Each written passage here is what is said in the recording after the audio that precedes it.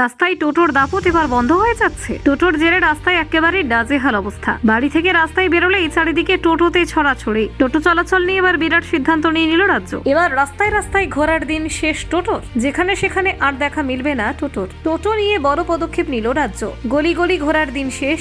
এবার এই নিয়ম মেনেই চলতে হবে টোটোকে। কোথায় যাবে টোটো ঠিক করবে পুরসভা। কিউআর কোডে ধরা পড়বে অবাধ্যতা। যাত্রী তুলে ইচ্ছে মতো ঘোরা আর যাবে না। এছাড়া এক নামে একাধিক টোটো রেজিস্ট্রেশন এখন থেকে বন্ধ। রাজ্য সরকারের কড়া পদক্ষেপের মাধ্যমে এবার টোটোকে আনছে নিয়মের বেড়া জালে। টোটো আর ফ্রি বার্ড নয়। জানেন টোটো নিয়ে আর কোন কোন সিদ্ধান্ত নিল রাজ্য? দেখুন, রাজ্যের রাস্তাঘাটে টোটোর দাপট দিন দিন বাড়ছিল। ছোট গাড়ি হওয়ায় তা সহজেই যে কোনো গলি বা রাস্তায় ঢুকে পড়তে পারছিল। ফলে একদিকে যেমন যানজট বাড়ছিল, অন্যদিকে পণ্য পরিবহনে ব্যাঘাত হচ্ছিল। এমনকি দুর্ঘটনার সংখ্যাও চোখে পড়ার মতো বাড়ছিল। তাই এবার টোটোকে নিয়ন্ত্রণে আনতে বড় পদক্ষেপ নিল রাজ্য সরকার। অটোর মতোই এবার টোটো নির্দিষ্ট রুটেই চলবে। পরিবহন দফতরের উদ্যোগে জেলা প্রশাসন, পুরসভা, পুলিশ ও টোটো সংগঠনগুলির সঙ্গে বৈঠক করে এই সিদ্ধান্ত নেওয়া হয়েছে। বৈঠকে জানানো হয়েছে প্রত্যেকটা টোটোকে এবার থেকে সরকারি নথিভুক্তির আওতায় আনা হবে। প্রত্যেকটা টোটোর জন্য নাম্বার প্লেট বাধ্যতামূলক হবে এবং তাতে একটি কিউআর কোড থাকবে। সেই কিউআর কোড স্ক্যান করলে বোঝা যাবে টোটো নির্ধারিত রুটে চলছে কিনা, নাকি অন্য কোনো রুটে চলছে, নিয়মও ভাঙছে।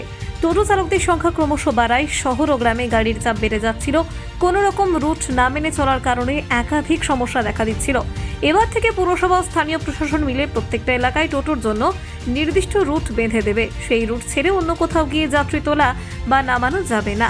রাজ্যের পক্ষ থেকে আরও জানানো হয়েছে টোটোর শুমারি শুরু হবে। প্রত্যেকটা জেলার টোটো কত তার বিস্তারিত তথ্য সরকারের হাতে থাকবে। এক ব্যক্তির নামে একাধিক টোটো রেজিস্ট্রেশনের যে প্রবণতা চলছে তা বন্ধ করার দাবি জানিয়েছে টোটো সংগঠন। এতে মহাজনী প্রথার অবসান হবে বলে আশা করা হচ্ছে।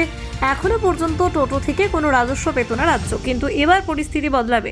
সরকার জানিয়েছে ভবিষ্যতে টোটোর জন্য বার্ষিক ট্যাক্স ধার্য করা হবে।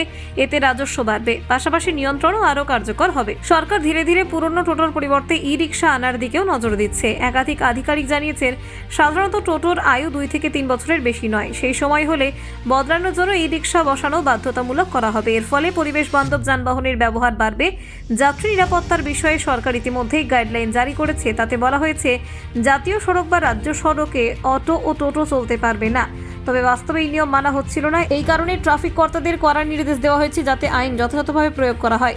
ট্রাফিক পুলিশের মতে টোটো নিয়ন্ত্রণহীন চলাচলের কারণে যানজট তৈরি হচ্ছিল, ভারী গাড়ির চলাচল ও পণ্য পরিবহনে সমস্যা হচ্ছিল, দুর্ঘটনার সংখ্যা উল্লেখযোগ্যভাবে বাড়ছিল।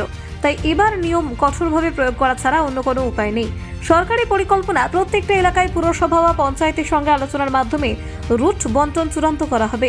যেখানে টোটোর সংখ্যা বেশি সেখানে রোটেশন পদ্ধতিতে টোটো চলতে পারবে। এর ফলে চালকদের মধ্যে ন্যায্য সুযোগ তৈরি হবে এবং যাত্রীদের সুষ্ঠু পরিষেবা দেওয়া সম্ভব হবে। Bureau report, news prime Times.